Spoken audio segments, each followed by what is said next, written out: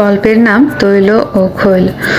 সবসময় হাসি খুশিতে মেতে থাকলেও সেদিন গোপাল ভাঁড় মহারাজের দরবারে গিয়ে মুখ শুকনো করে বসে থাকলো।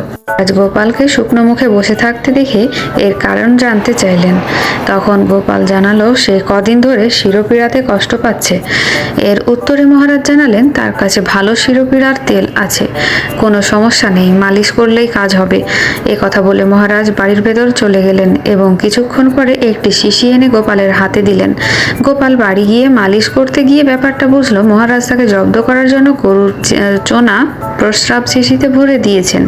পর থেকেই গোপালের প্রতিশোধ নেওয়ার জন্য মনে মনে প্রতিজ্ঞা করলো, সুযোগের অপেক্ষায় থাকতে লাগলো। এদিকে মহারাজ প্রতিদিন মলত্যাগের পর 7 বার মাটি দিয়ে হাত ধুতেন ও পরে খৈল দিয়ে হাত ধুয়ে শুদ্ধ হতেন।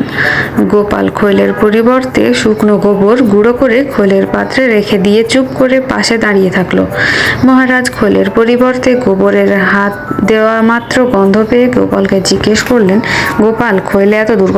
তার উত্তরে গোপাল বলল, মহারাজ, আমার শিরোপীড়ার জন্য যে তেল দিয়েছিলেন এটা সেইখানেরই খৈল, খুবই চমৎকার খৈল, নিশ্চিন্তে কাজ সারতে পারেন, আমার বড্ড উপকার হয়েছে।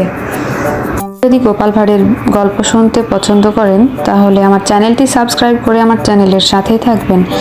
ধন্যবাদ।